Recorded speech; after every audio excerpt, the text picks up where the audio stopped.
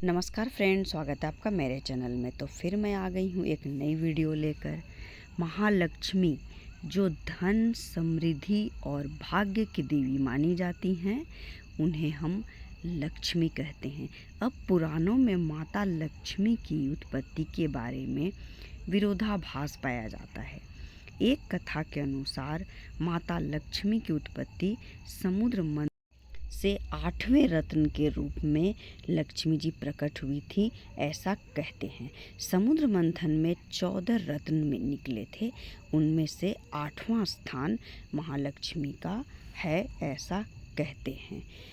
और कहते हैं कि समुद्र मंथन में सोना के रूप में लक्ष्मी जी निकली थी, जो विष्णु जी उसे संभालते हैं। विष्णु जी को उन्हें सौंप दिया गया था। अब दूसरी कथा के अनुसार वे भृगु ऋषि की बेटी थी। लक्ष्मी जी की अभिव्यक्ति को 2 रूपों में देखा जाता है, श्री रूप और लक्ष्मी रूप। श्री रूप में वे कमल पर विराजमान हैं और लक्ष्मी रूप में वे भगवान विष्णु के साथ हैं। एक और कथा के अनुसार ये समुद्र की पुत्री लक्ष्मी जी को माना जाता है। सनातन शास्त्रों में वर्णित है कि धन की देवी माँ लक्ष्मी 4 भुजाधारी हैं और कमल पर आसीन हैं। उनके 2 हाथ में कमल है, तीसरा हाथ दान और चौथा हाथ वर मुद्रा में है। लक्ष्मी का अनुग्रह पाकर रंग भी राजा बन जाता है। समुद्र मंथन की लक्ष्मी को धन की देवी माना जाता है। उनके हाथ में स्वर्ण से भरा कलश है। इस कलश से लक्ष्मी जी धन की वर्षा करती हैं। उनके वाहन को सफ़ेद हाथी माना गया है। जो विष्णु प्रिया लक्ष्मी हैं, वो भृगु की पुत्री माता लक्ष्मी थी। माँ लक्ष्मी को कई नामों से जाना जाता है। माँ लक्ष्मी अति चंचल हैं। एक स्थान पर अत्यधिक समय तक ये नहीं ठहर पाती हैं। और मैं आपको ये बता रही हूँ, शायद आप लोग ये अनुभव किए होंगे और शायद आपको ये किसी ने नहीं बताया होगा। लक्ष्मी जी इतनी चंचल हैं कि वो एक स्थान पर टिकती ही नहीं हैं। और जो भी इनको बांध कर रखना चाहता है तो लक्ष्मी जी बंध कर कभी नहीं रहती हैं। मेरा ये अपना अनुभव है, आप सबका भी होगा, और नहीं है तो शायद आप इस पर गौर कीजिएगा कि जो भी रुपया पैसा होता है वो आपके पास कभी नहीं रहेगा। हाँ, जब आप उस पैसे से कोई भी वस्तु खरीद लेते हैं, घर हो, गाड़ी हो या कुछ सुख सुविधा का, या उसको आप उपयोग करते हैं, उसको कोई भी चीज़ खरीद कर, तो वो आपके पास टिकेगा। लेकिन आप कुछ भी नहीं खरीद कर केवल पैसे को, जो रुपया होता है, पैसे को रखना चाहेंगे तो वो कभी नहीं टिकेगा। आपको ऐसा कोई भी खर्चा आ ही जाएगा कि आपको उस लक्ष्मी को, मतलब पैसे को खर्च करना पड़ जाएगा, और उस पैसे से आप कुछ भी खरीद लेते हैं तो वो आपके पास रखेगा। बहुत लोग अगर कोशिश करते हैं कि हम अलमारी में रुपया को बंद कर कर के रखें, तो नहीं, वो क्या होता है, आप बीमारी में पड़ जाएंगे, आपको एक बहुत बड़ी बीमारी हो जाएगी, या आप पर कोई केस ऐसा चलने लगेगा कि आपको वो पैसे खर्च करने ही पड़ जाएंगे। कहने का मतलब है कि आप उसका उपभोग नहीं कर पाते हैं। मतलब आप लक्ष्मी को कैद कर कर नहीं रख सकते हैं। रुपया आपका कभी नहीं टिकेगा, और जो रखने की कोशिश करते हैं वो बहुत परेशानियों में पड़ जाते हैं। आपको कहीं ना कहीं से ऐसा खर्चा आएगा कि आपको रुपया वो खर्च करना ही पड़ेगा। तो आप अनुभव ज़रूर कीजिएगा इस चीज़ को। ये मेरा अनुभव है कि पैसा कभी नहीं टिकता है, और आप कोई चीज़ उससे सामान खरीद लीजिए तो वो टिक जाता है।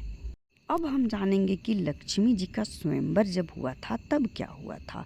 जब लक्ष्मी जी का स्वयंवर हुआ था तो लक्ष्मी जी मन ही मन में विष्णु जी को अपना पति स्वीकार कर चुकी थी। लेकिन नारद मुनि भी लक्ष्मी जी से विवाह करना चाहते थे। नारद जी विष्णु जी के पास जाकर हरि के समान सुंदर रूप पाने की इच्छा जाहिर की, तो विष्णु भगवान ने उन्हें हरि का रूप दे दिया। हरि का रूप एक वानर को भी हरि का रूप कहा जाता है। तो इन्होंने तो विष्णु भगवान का रूप मांगा था, लेकिन विष्णु भगवान हरि का ही रूप दिए। वो वही, लेकिन अपना रूप नहीं देकर वो एक वानर का रूप दिए। अब नारद जी स्वयंवर में जाकर अपने आप को समझने लगे कि मैं तो विष्णु का ही रूप हूँ, हरि का ही रूप हूँ, तो मुझे लक्ष्मी जी अपना वर स्वीकार कर लेंगी। लेकिन वहाँ पर लक्ष्मी जी विष्णु जी को वरमाला पहना देती हैं। अब नारद जी को बहुत बुरा लगता है और वो जब पानी में अपना छवि देखते हैं तो वो उनका मुख जो था वो एक वानर का था। उनसे उनको बहुत बुरा लगता है और उन्होंने विष्णु भगवान को श्राप दे दिया था कि आज जैसे जैसे मुझे मेरी पत्नी नहीं मिली, मुझे शादी नहीं हुई मेरी, वैसे ही आपको अपनी पत्नी का वियोग धरती पर सहना पड़ेगा। और इसी श्राप के वजह से श्री रामचंद्र जी जो सीता का वियोग सहना पड़ा था और कृष्ण को राधा का वियोग सहना पड़ा था, यही नारद मुनि के श्राप की वजह से हुआ था। तो इस तरह से लक्ष्मी जी का स्वयंवर हुआ था और वो विष्णु जी को बहुत प्रिय हैं, इसलिए विष्णु जी की पूजा करने से लक्ष्मी जी भी खुश हो जाती हैं। तो ये दो तरह की लक्ष्मी हैं और लक्ष्मी जी की पूजा करने से, विष्णु जी की पूजा करने से हमें धन संपत्ति सुख सब कुछ प्राप्त होता है। लक्ष्मी रहेंगी तभी कुछ भी हो सकता है, क्योंकि लक्ष्मी के बिना तो हम कुछ नहीं कर पाते हैं, धन के बिना हम कुछ नहीं कर पाते हैं। हाँ, लेकिन कभी भी एक जगह लक्ष्मी जी टिकती नहीं हैं और जहाँ पर बुरा सब कुछ चलता रहता है वहाँ तो लक्ष्मी जी बिल्कुल नहीं टिकती हैं।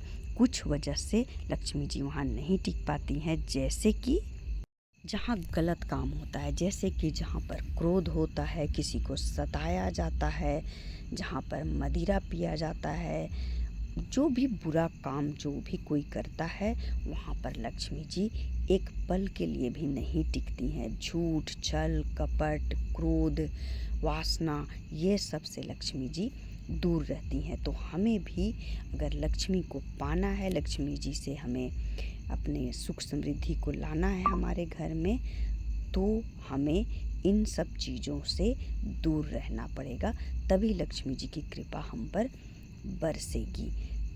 तो हम सबको भी बुराइयों से दूर रहकर लक्ष्मी जी की पूजा अच्छी तरीके से करनी चाहिए।